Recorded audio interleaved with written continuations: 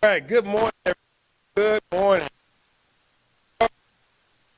And to all this beautiful June day, to see all of you. Thank you all for being here. We have a lot of important folks. All of you are important, and there are some folks that's been elected that are here. Of course, I'm glad to be joined here by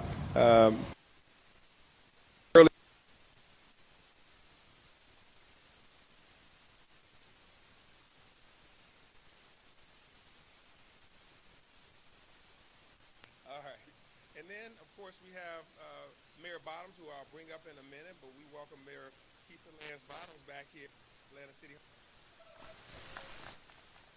And then we have Valerie Jackson, the late wife of Mayor Maynard Jackson here. Wave your hand, Valerie Jackson. Thank you for being here.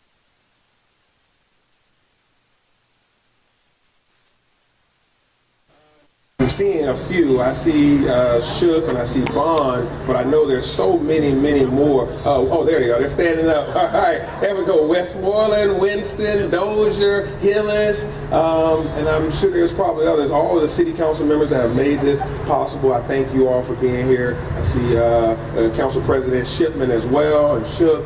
And a lot of my cabinet members are here, including the Chief of Police, Chief of Fire, Chief Shipman, Chief Smith, as well as a number of other leaders. But I just thank you all for being here. More than 40 years ago, this city that we all love started to make headlines across the nation and really across the world. And this was not how Atlanta wanted to make headlines. We did not want to capture the world's attention in this way, but we did. At least 30 of our young children and young adults had been abducted and killed and were missing.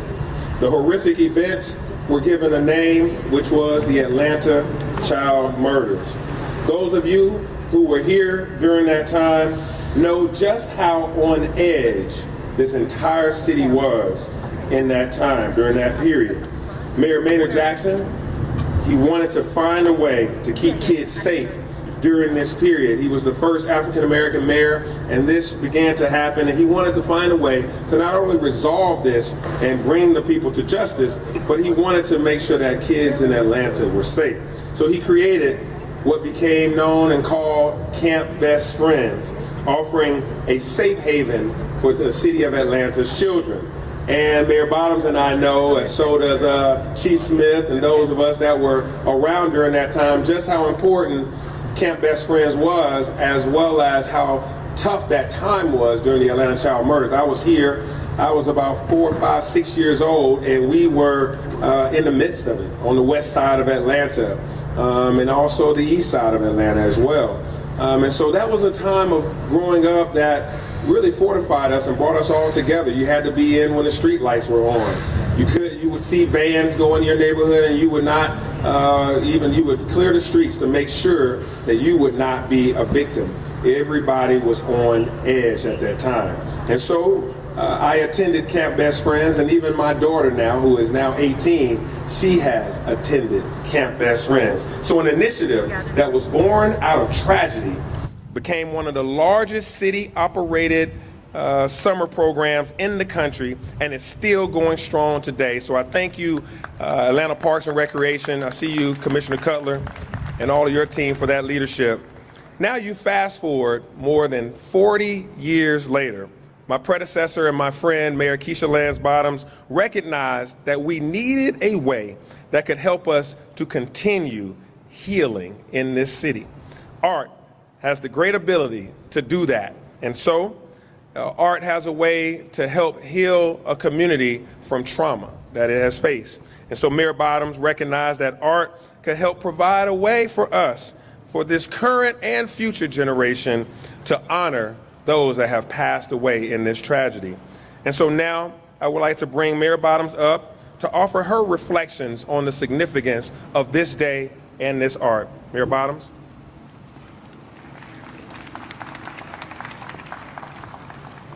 Thank you, Mayor Dickens, for the invitation to be here today. I did not expect that it would be so emotional.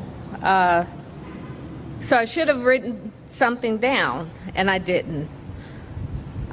In the words of Pearl Clegg, some will say it was a long time ago, but to us it seems like yesterday because we remember everything. As Mayor Dickens said, we were children, and we remember the fear. We remember our parents holding us close. We remember communities frozen. As a parent, I think of the ages of these beautiful children. Many of them were the ages that my children are now. So to the families, what I do know to be true is that Mayor Maynard Jackson cared deeply about each family and each child. And as he,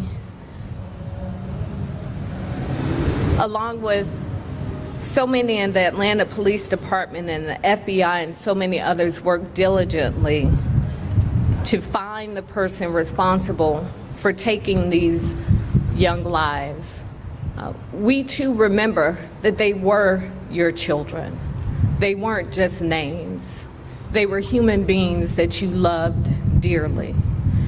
And so, Camille, thank you to the artists, in the memory of Michael Langford and Frank Ski and so many others who have made sure that we have not forgotten these precious souls.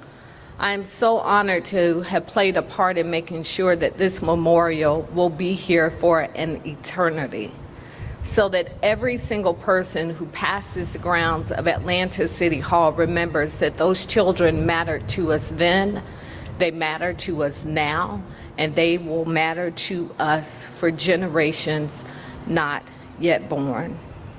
I know in the absence of Chief Shields, who also worked diligently to make sure that APD was providing resources and support, I know that progress has been made in analyzing the DNA, and I know that there's still many answers to be had, but it's my hope that one day soon, Mayor Dickens, we'll be able to share that information with the public as well, whatever information may be available, so that it can continue to bring solace and comfort to the families who are here today. Thank you, and may God continue to bless you all.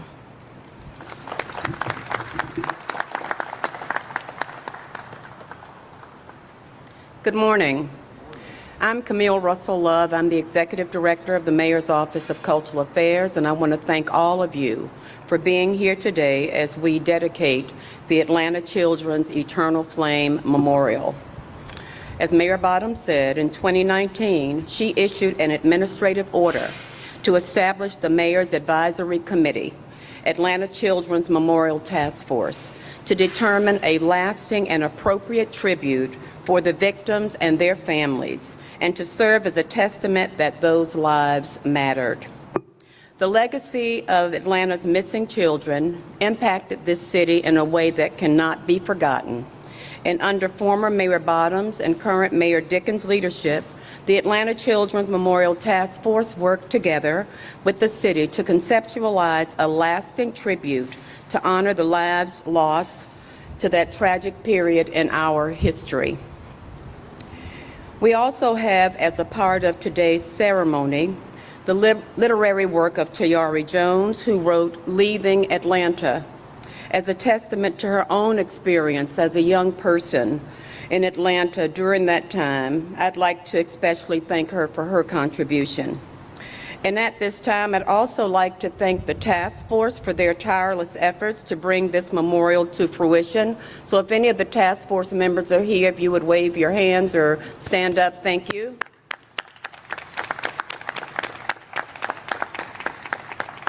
I'd like to also thank the tireless efforts of the Department of Enterprise Assets Management, the Department of Parks and Recreation, and my own public art team of the Mayor's Office of Cultural Affairs for all the work that they did on getting this monument to fruition.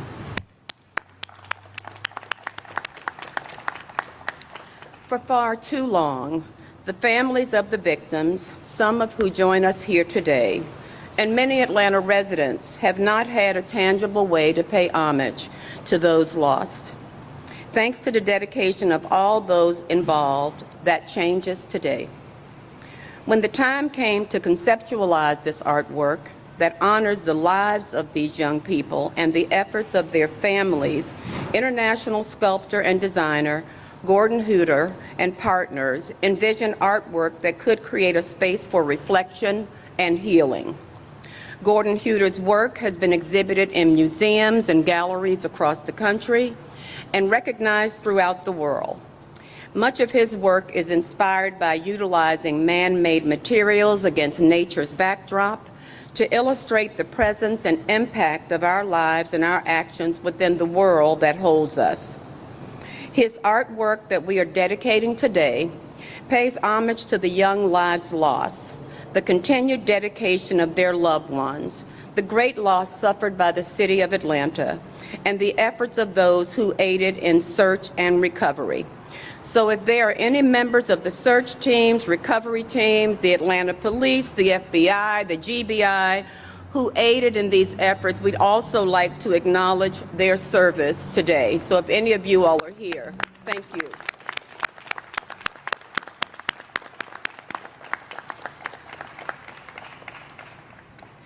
Made of steel, this memorial design illustrates the impact of a community that withstands inequality against all odds and remains determined to persevere. Within the artwork, Mr. Huter has engraved the work of City of Atlanta Poet Laureate Pearl Clegg, a poem for our victims, commemorating the lives of the victims. So at this time, I think it's best for you to hear from the artist himself. Here to share his inspiration for the intent and the design of the memorial, everyone, please welcome Gordon Huter.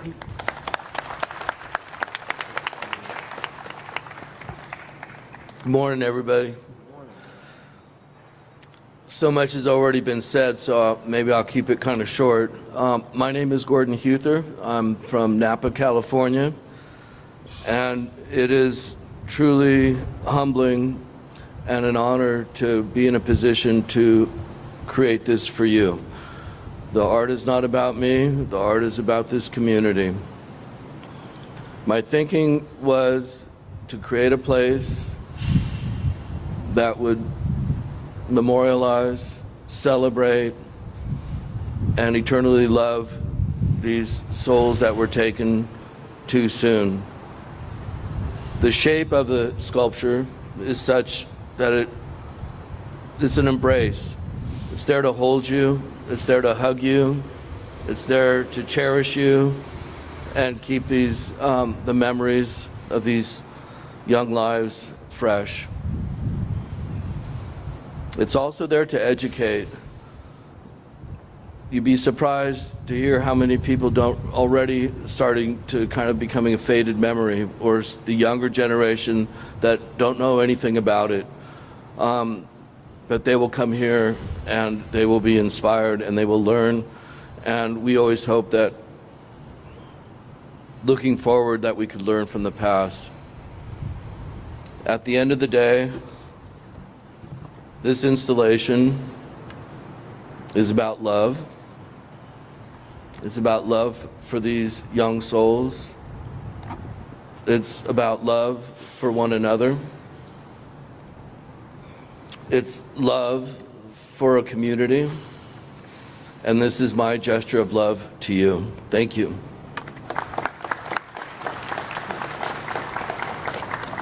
Thank you, Gordon. You've created for our city a place where we can honor these lives in the public space. So thank you. I'd like to take a moment to thank the Artist Selection Committee for making this day possible. We couldn't have done it without their efforts. So at this time, we will have a musical selection from local student Kofi Martin. And while we take in the talent and the sounds of Mr. Martin and his mellophone, I'd like to ask former Mayor Bottoms and Mayor Dickens to take their places as we prepare for the remembrance portion of our ceremony today.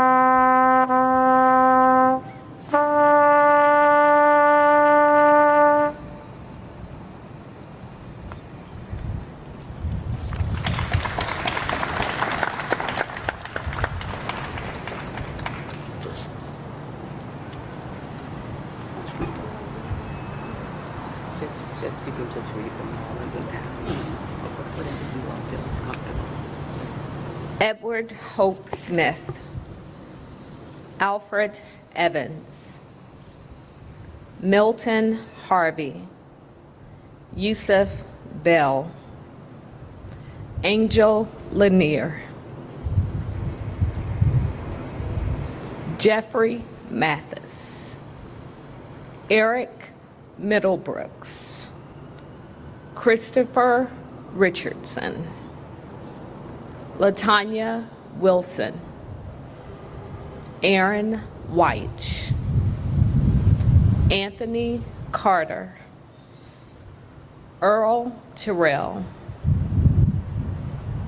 Clifford Jones, Darren Glass, Charles Stevens.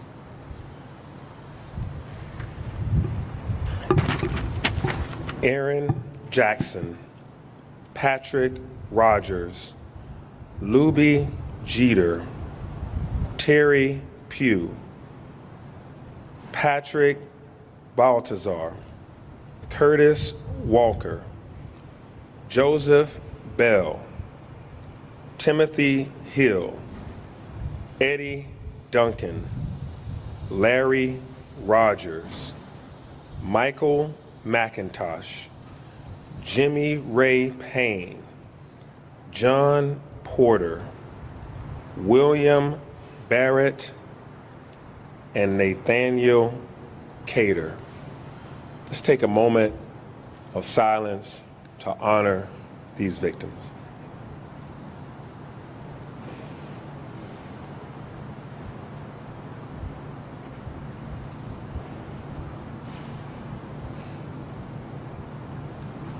Thank you. We know that nothing that we do here will bring those lost lives back. But it is our sincere hope that this eternal memorial located right here at Atlanta City Hall for all to see freely, that this will serve as a source of peace and strength for our community and our entire city. Thank you to the artist, Gordon Huther, for creating a thoughtful and touching space for reflection and remembering all those who we lost. Thank you to the task force chaired by Frank Ski and all of the members, Valerie Jackson, and so many of you that contributed to this task force. Thank you to the installers who installed this piece, and to the Department of Enterprise Asset Management for these beautiful grounds that we stand on today in the city of Atlanta. I thank you all, those of you that are family members of the victims, for you being here. Thank you for your courage and for being here and participating in this memorial. And to all of those who were part of the search and rescue team, those that came out to look and to support, and for those whose prayers were given in honor of these tragic souls lost. We thank you, and we thank you all for being here for this very special moment in the city of Atlanta. Thank you.